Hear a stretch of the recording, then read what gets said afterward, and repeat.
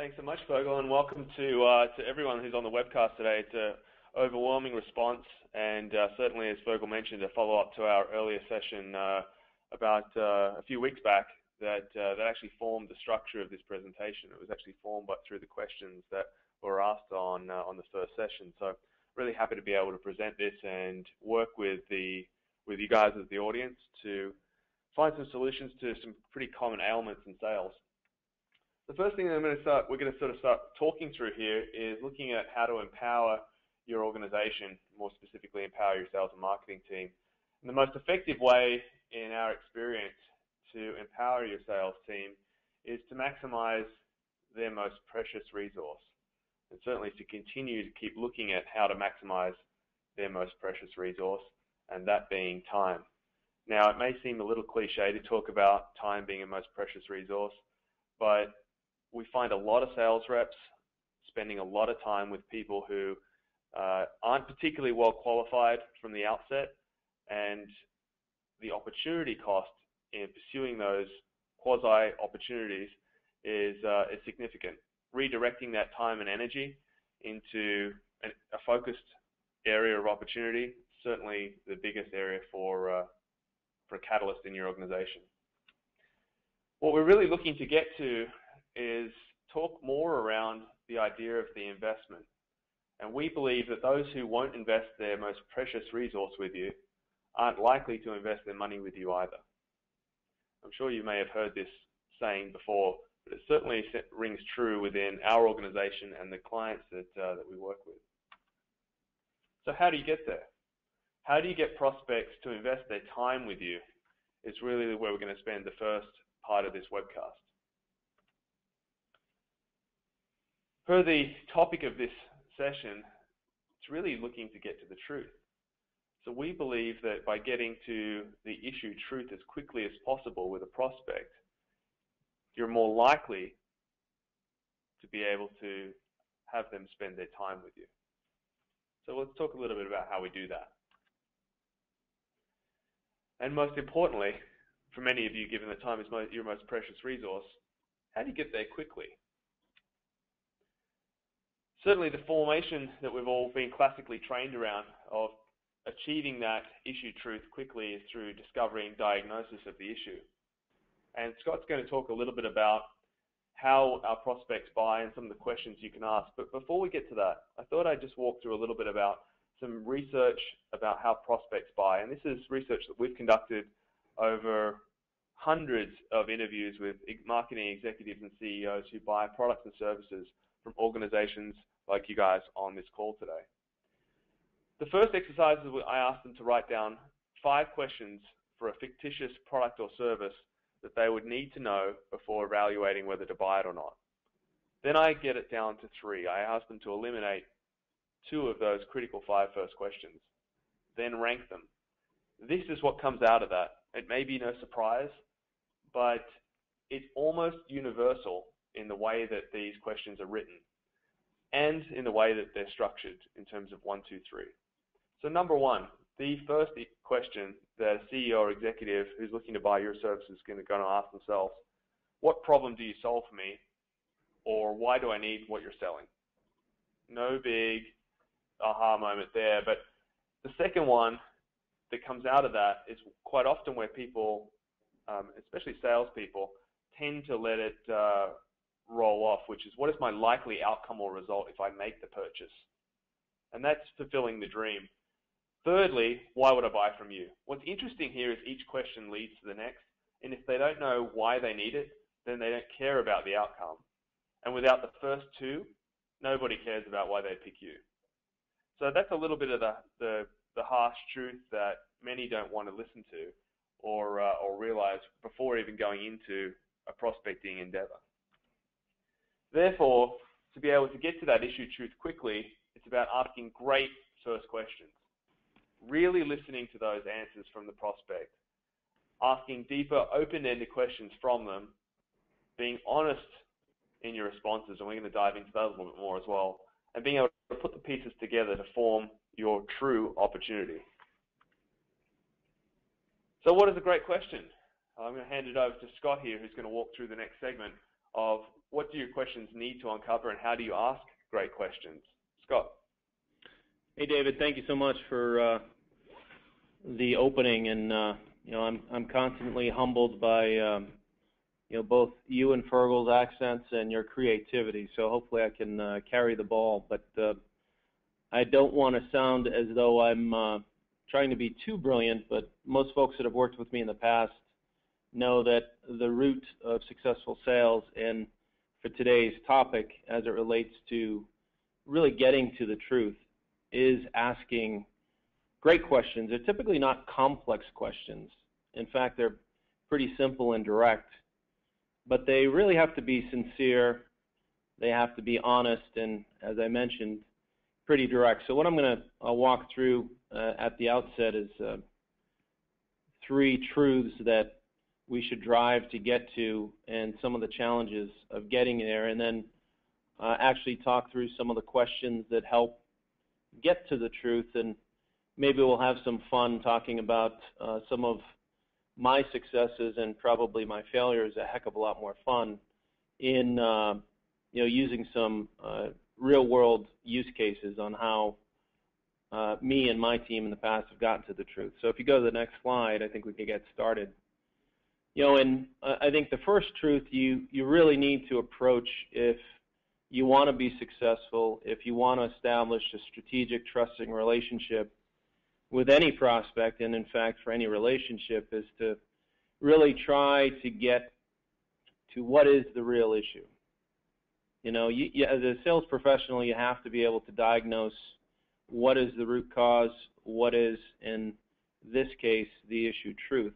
And then as you start to go through that, and I'm not as creative as Fergal or David. This is when I tried to do my best Jack Nicholson, you can't handle the truth. But it really is what I think speaks to us as sales professionals, as prospects, and that is really approaching, and Fergal, I'm getting some background. So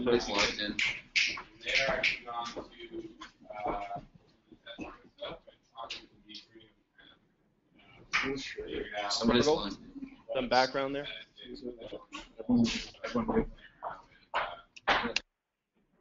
Yeah, I can hear that. Dave, okay, are you on mute? Okay, thank you. That fixed it. Thank you, Fergal. And it's not surprising that I tried to get creative with my Jack Nicholson impression, and the whole thing goes sideways. So I'll try to focus down here.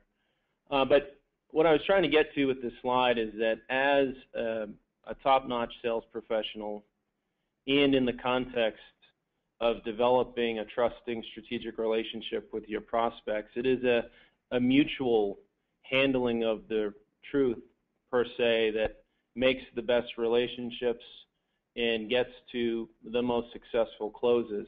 And, if you think about it, most people, whether you're a sales professional or a prospect, the thing that drives people away from the truth is that, it's that simple word, fear. In many cases, sales professionals have happy ears. They hear what they want to hear, but I typically have seen it play out as individuals not wanting to hear what they don't want to hear. And a sales context is there's no opportunity here. But if you think about it, getting a no or finding out there's no opportunity is a heck of a lot better than living in the world of maybe.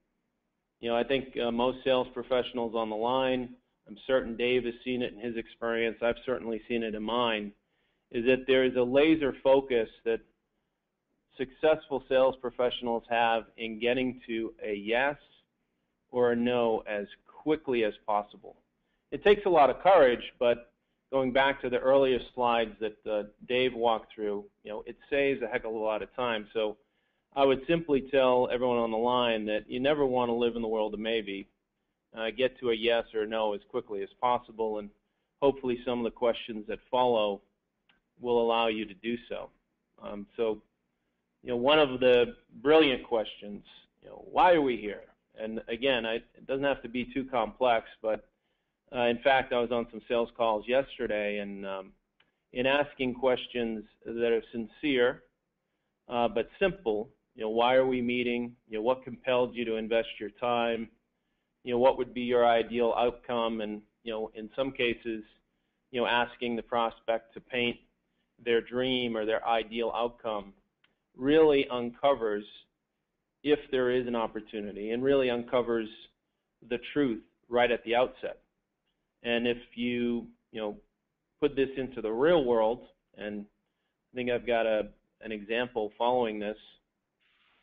I once was with a global travel website, and it's West Coast, and I know on the last call I quoted the brands. I'll try not to do that here, but it was a remarkable situation that I would put at the absolute ideal end of the spectrum, where I walked in and certainly there was an awful lot of pressure, a global brand, key brand within the industry, something that we really, really wanted to close. And I started it with the, as I mentioned, the brilliant question, why are we meeting? What compelled you to meet with me and understand how we can work together? And the woman across the table, who is, I would sincerely say, one of the smartest minds I've worked with in the interactive marketing space, she said, well, I'm glad you asked that. And she literally turned around her monitor and proceeded to walk through a 27-page slide deck of what the strategic interactive marketing plan was and how, in this pursuit, email fell into it. So I'd put that definitely at the ideal end of it. It ended up being a $1.5 million contract, which I think has grown exponentially now, but it started with a simple question: hey, why are we meeting, and what compelled you to meet with me? If you go to the further steps of the sales process, and I've found that constant checkpoints around that initial truth, opportunity and trust that's driven at the outset of the relationship. If you have diligence and rigor around truth checkpoints across the sales process, it's really going to keep you on track. And more importantly, it's going to keep that prospect connected with you on that journey, right? If you begin the initial pursuit and you concoct this mutual opportunity or this mutual dream, you want to have mutual checkpoints across the whole sales process so that you can validate not only in your mind but with the prospect that the dream is still the same, that things haven't changed, there haven't been any new factors, and you certainly, in an ideal situation, establish milestones so that both of you can understand that you're advancing and following, the milestones for the opportunity and for the dream. And if you go to the next slide, I think this was a pretty dramatic example. Actually, earlier this year with Docurated, I was working with one of our sales professionals, and it's a very large leading media brand. And we were totally pumped the tail end of Q2 to get this closed, verbal confirmation, paperwork being executed, and the sales representative did a great job saying, hey, what's changed since the last time we've talked? Can we get this contract executed? Are we on track? And we were pretty shocked to find out that within 24 hours they were going to announce that they were acquired. And you can imagine that was somewhat deflating, but I give this sales professional an awful lot of credit because he immediately reconfirmed the commitment that they had to our relationship and the challenges we were solving, and agreed that we were still going to get it closed. And it did close 90 days later. But I think it highlights that you have to be diligent in checkpointing each and every time you meet with your prospect and the prospect's teams to make sure that you're on track, make sure that those truths are aligned and that this opportunity is moving in the right direction. And if we go to the third set of questions, and those were, you've started out with a great opportunity, you've uncovered a truth, you've got this mutual dream, you've checkpointed, we're going to consummate and close the deal. And one of the things that we really have to double down on as successful sales representatives is to clearly define the path to signature. You know, you confirm the truth at the outset, you've validated it throughout, and if you've done that, you've sincerely and strategically earned the right to close the deal. And oftentimes, I've found that sales professionals don't get succinct and aggressive in asking, hey, who does what by when, in order to get a signed document in my hand to consummate the deal. And I think this final example could highlight that. You know, we were pursuing a very national, and I would highlight national, newspaper. And we were, once again, checkpointing throughout the whole process. We had a great opportunity. We were excited about the opportunity and came down to the closing and realized that the organization had never signed an on-demand software contract. You know, the individual I was working with had 10 years tenure in the organization. We felt as though everything was lined up to get closed, and in asking about, hey, what is the path to signature, this individual who's had 10 years tenure looked at me and said, I don't know, which you can imagine was a little bit upsetting. But after we sat back and thought about it, and he shared with me, because there was a lot of trust involved, the reason why he didn't know is because on-demand software was so new to this organization. And we quickly collaborated and found, hey, is there an example, is there a proxy that could help us find that path to signature? And thank goodness there's this company called Salesforce.com that had signed a contract about 6 to 9 months earlier, and we simply used that path to get the contract closed. So hopefully these examples help you. Once again, simple and succinct questions have served me and my sales teams along the way to get to the truth, to develop trust, and to get more closes. So with that said, I'll pass it back to you, Dave. Thanks, Scott. I think you brought up a really good point there, woven into those examples, which is the getting to the truth requires a great deal of trust to be formed as quickly as possible. And in my experience, great salespeople, great sales professionals are able to establish trust quickly. You know, for many, it takes years to earn, and the old saying of seconds to break. But getting to that initial level of trust from the get-go is sort of the secondary point of being able to get to the truth. So I'm going to spend a couple of minutes on talking about gaining trust. In building trust, there's certainly a number of formulas out there. One that was being tried and true with us over the years has been that we believe that trust comes from meeting or beating customer expectations through reliability and delight. So it can also be equated to relationship equity. And I believe that the single greatest reason someone buys from you is whether they trust, not just in you as a person, but that you can deliver what they need or want, especially in this business, which comes down to reliability. And a lot of times case examples and testimonials are really just that initial foundation of, okay, someone else is vouching for you, and I'm more likely to believe what someone else is saying about you than what you say about yourself.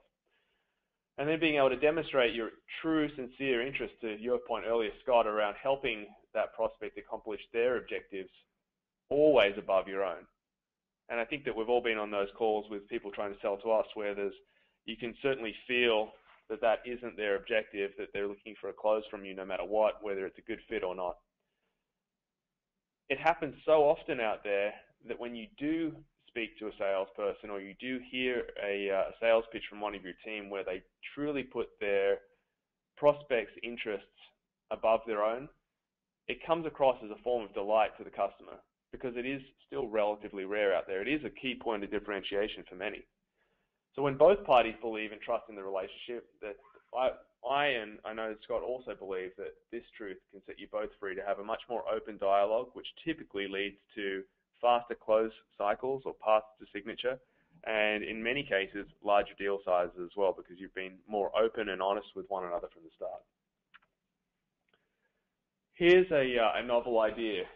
if you're seeking the truth from a prospect, the best policy is to reciprocate.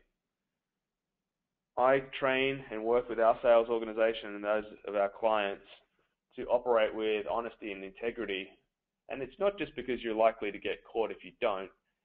It just has proven over the years to drive bigger deals and have those deals close faster. And I put a point here, in a social, digitally savvy world, your last word or promise to a prospect might be just that. Certainly if you're not taking the high road from day one. So to elaborate on that a little bit, I thought I would go into the flip side of that equation. When getting to the truth, why does a prospect appear to be two-faced? And we got a number of questions in our last session around this, but not as succinct as talking about the true lies that we get as salespeople from prospects, and perhaps even those that our sales reps are peddling. So I'm going to focus this on how to respond to a couple of my favorites, and then we'll hear from, I'd like to ask the audience to think about yours as we're going through this. So many statements provided by prospects can certainly derail even the most savvy BD executives. Even though they're often said with good intentions, typically, or usually, they're just blatant lies. And here are some of my favorites. Number one, please send me some information. So one of your sales reps has gone through the phone gauntlet, and despite your best attempts to politely end the call, you finally get fed up as you're being sold to. And being nice, you say, please send me some information. In most cases, this is code for never bother me again, never call me, do not email me, leave me alone. So an answer here is when a prospect asks you to send information, try responding with something more specific. And I find that this works very, very well. So when people ask me for information, they either have something very specific in mind, or I didn't do a good job of explaining what we do, and they just want to get off the phone. Just be courageous enough to ask the question back to your prospect of which situation are we in now? And the key to this one is to be silent from there. It's amazing how much that question will uncover in terms of someone trying to get you off the phone immediately, that it gives them an out without having to tell you exactly why. Number two, your price is too high. We've all heard this one. We all spend probably significant portions of our training budget and time every year going through negotiation tactics. But why start negotiating unless one of these has been accomplished first? So here's the situation. Well, Dan, your demo was awesome, but it's just too expensive. I always look to focus on the value and the impact of the issue when solving an issue for them. So getting to the truth is really key. Without having the issue truth here, I can't defend where the value really is. So two things are either happening when someone tells us this. Either A, you sell an actual commodity with zero differentiation, and your price is higher than the competition while providing no additional value. That's a hard truth to swallow. Or, alternatively, and more likely, your price seems too high because you didn't help the client appreciate the value that they get in return for their investment with you. If the value is high enough, making sure that you've got a true understanding of the issue, truth, you can almost justify any price, provided they're confident that you can deliver the results.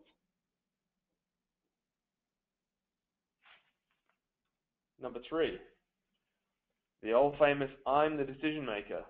So when you ask a prospect who's the decision maker, the most common answer is I am.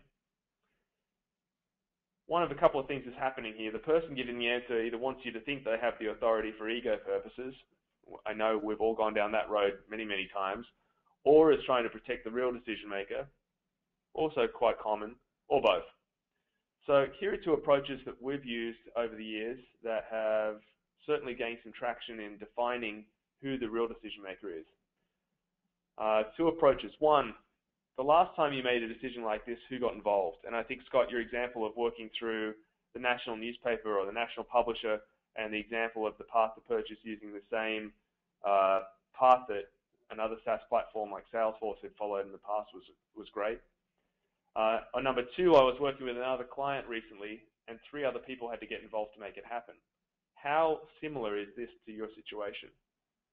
So it's almost leading the conversation with an example, not having the client or the prospect, I should say, open their kimono on exactly who needs to be involved in the decision-making process.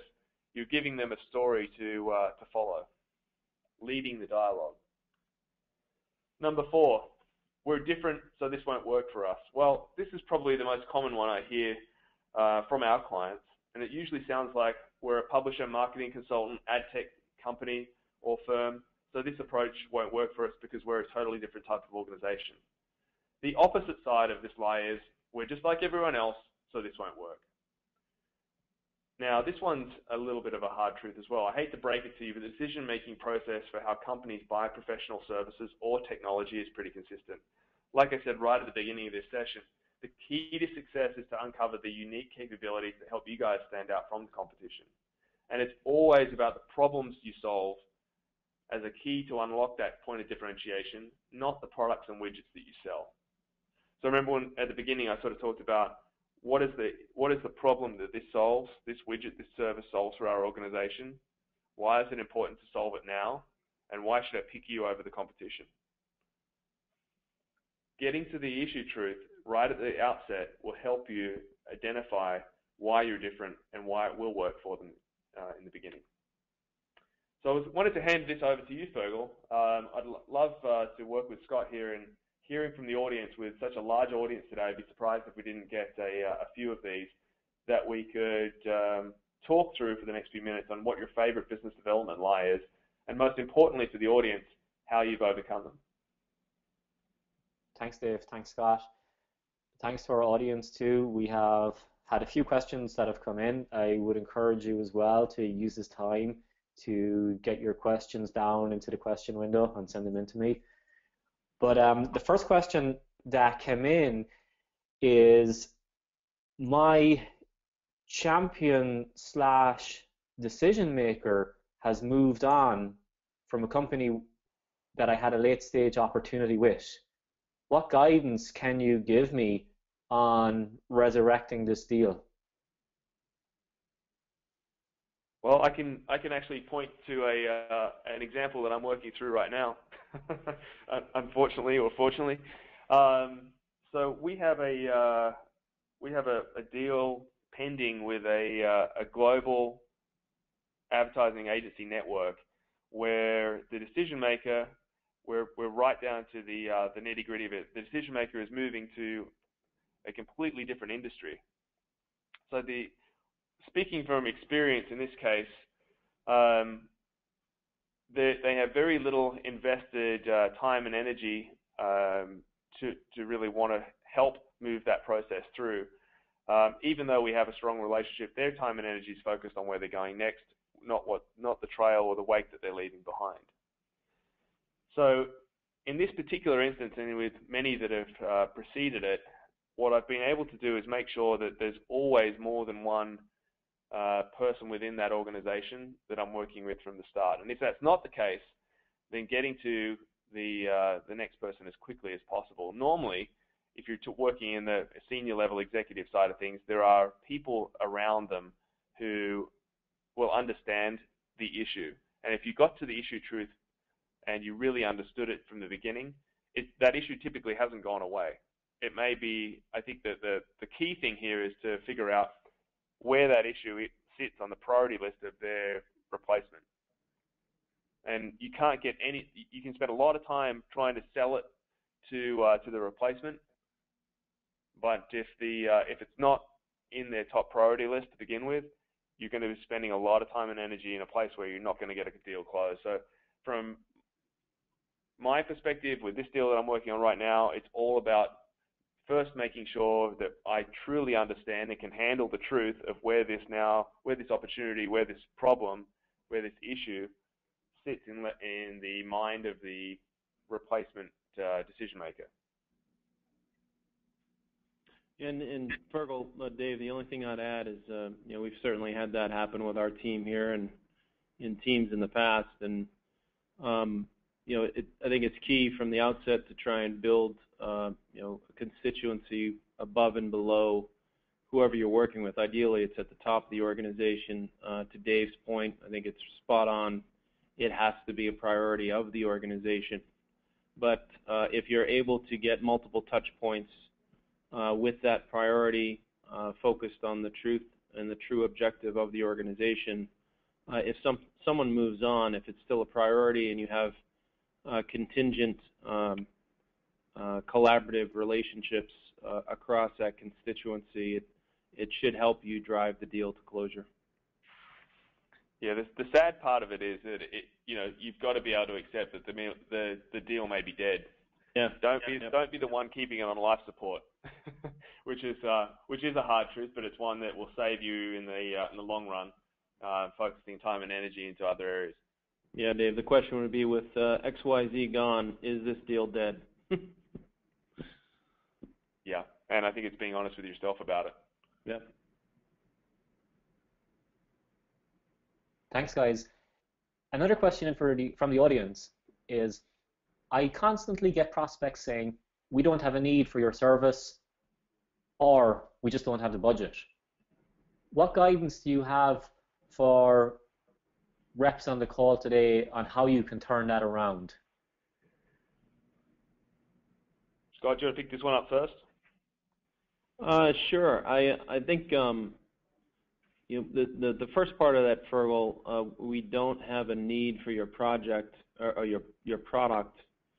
I think the root cause there is, going back to the original questions we were talking about, is really understanding, what are the priorities of the organization, what are the challenges that this individual or a team of people are trying to solve, and then, sincerely and strategically asking, if they've ever tried to solve it in the past, and that usually provides the bridge to talking about your product, solving their solution. So I think if you're in a sales process and someone says, hey, we don't think there's a need, and you've invested time there, you probably didn't do a good amount of work up front. And contingently, as it relates to the budget, if you do uncover that opportunity and you are collaboratively working with your prospect and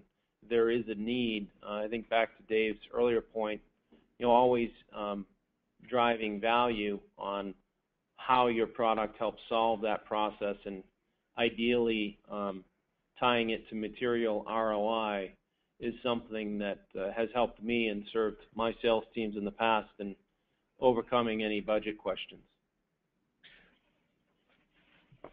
In a very similar tone, I would say that if you're being told that they don't have a need for the products or services that you have, either one, you haven't done a particularly good job up front, like Scott noted, in understanding what the true issue is likely to be, or they may have the problem and they don't yet know it.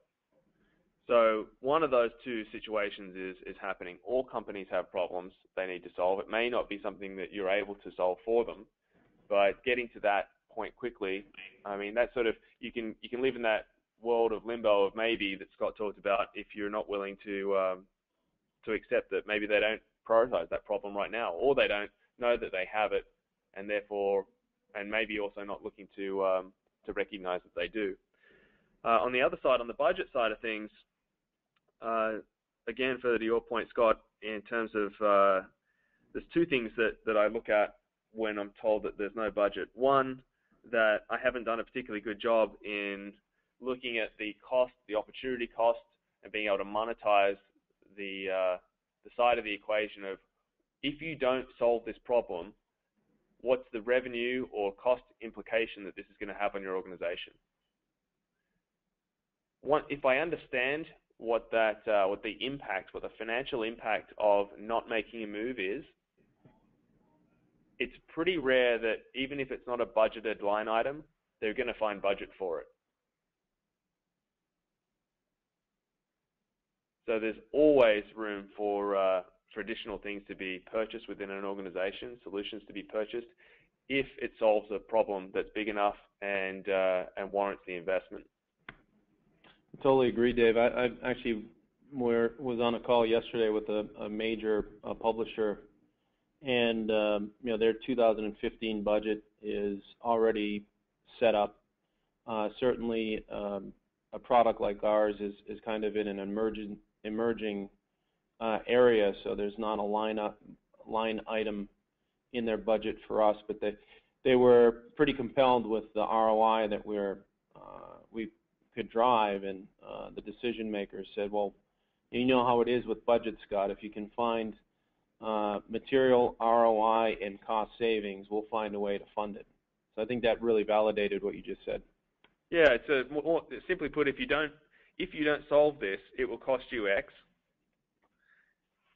Would you invest Y to get it solved? Mm-hmm.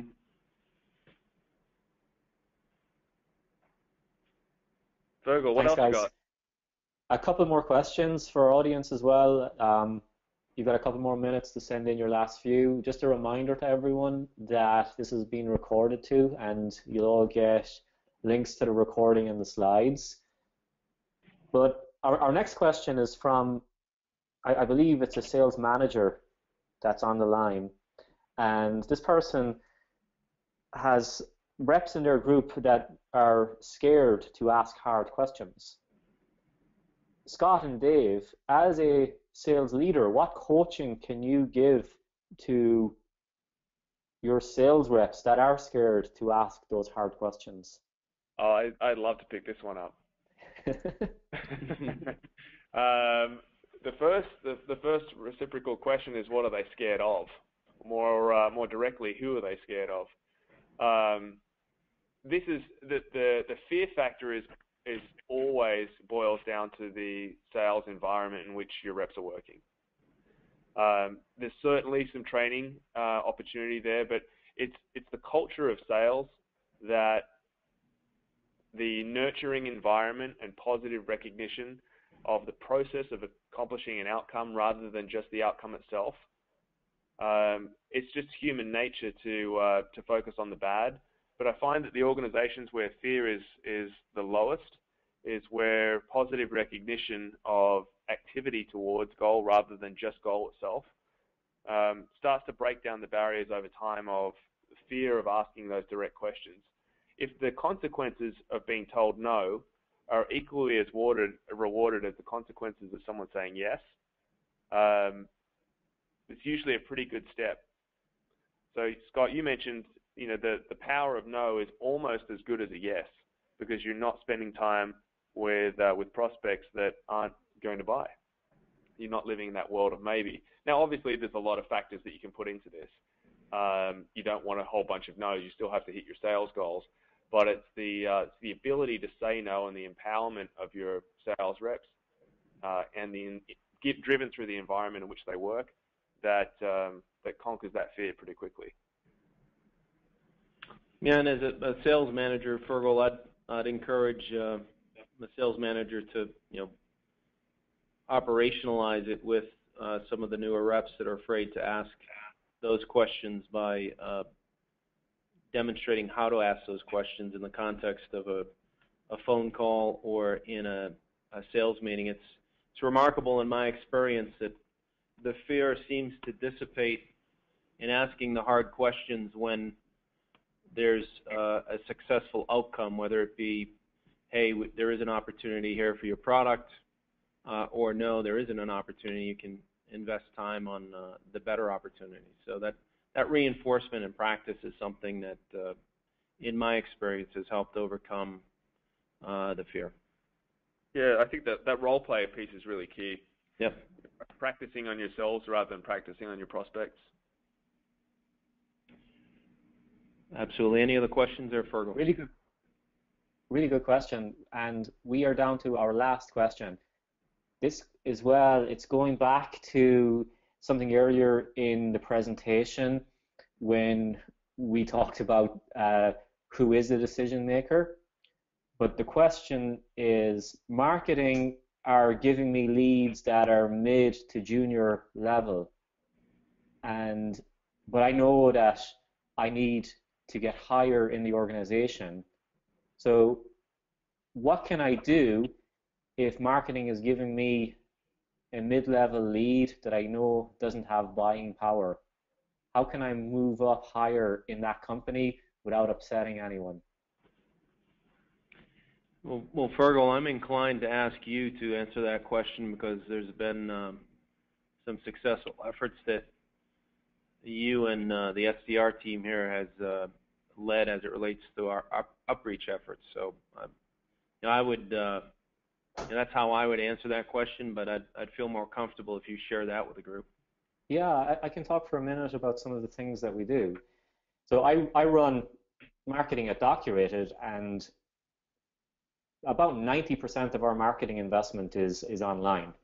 And we get a lot of leads every day, or a lot of names every day from people that interact with our content online. And I think, like a lot of companies as well out there, a lot of the people that fill in forms and are consuming content are mid-level people, and they might not be the final decision maker. And so what we do here is we have a sales development rep who is responsible for the online channel, and straight away he will reach out to the person that has interacted with our website and do qualification there, try to figure out what was the curiosity of the person coming to our site in the first place. And his ask is always to try to get, for a next conversation, try to get the decision maker involved. And sometimes they will get the decision maker, but more often than not, he gets stonewalled, or something happens where that's not set up by the person that initially interacted with our site. So what we do then is we wait for a period of time and we start to build intelligence on, well, who from this company has been on our site, what are they looking at, and also we try and use third-party intelligence to figure out, well, like stuff that the list offer, well, what projects are they working on?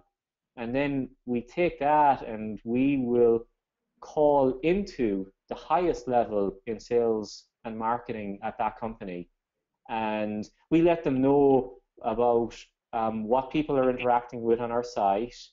And we offer to that person to have a phone call with our head of sales or our head of marketing to introduce our company, and would just love to learn more about your initiatives and why your staff have been coming to our site. Fergal, one of the, I think that from a marketing perspective, we've experienced the same types of qualification criteria. When the reps actually get someone on the phone, a couple of key things that we've learned over the years, just in phrasing questions to get to that higher level decision maker that I'd enjoy to share with the audience. One of them is a question of, it's almost playing on the fear side of things. So, thank you so much for your interest. I would love to make sure that we're providing the right solution. I wouldn't want to miss one of the key issues within your organization, or whatever the problem may initially seem to be, and make us both look bad when we do provide that solution. So, what's the best way that you would recommend and be comfortable with bringing other people who can also clearly define and make sure we're on the right path into this conversation? So how do we help create a solution? How can you help me provide a solution that doesn't that meets all of your needs, and we don't both look bad by leaving something out of the equation? A lot of the times we find that we've got mid-tier managers and coordinators being tasked with research and evaluation of products and services that we provide, and that of our clients as well. You know, many times they won't necessarily understand the issue behind the request, so it's certainly a key part of the equation of moving forward. Yeah, I think that's a great question, Dave, and I think about that question coupled with some of the upreach efforts that Fergal arms actually me with and our CEO Alex with to reach higher into the organization. We found all three of those approaches to really be successful, and to your point, incorporating more people and tasking some of our senior executives to reach at a higher level into their organization as well.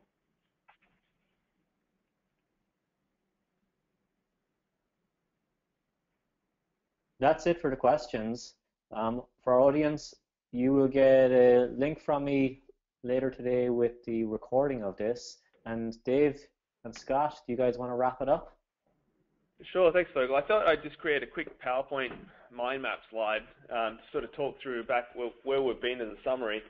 Certainly, the topic here is to let the truth set you free, and getting to the truth quickly to be able to close bigger deals more often. So we talked a little bit about the investment of time being your most precious resource, and to cut people loose when they're wasting your time.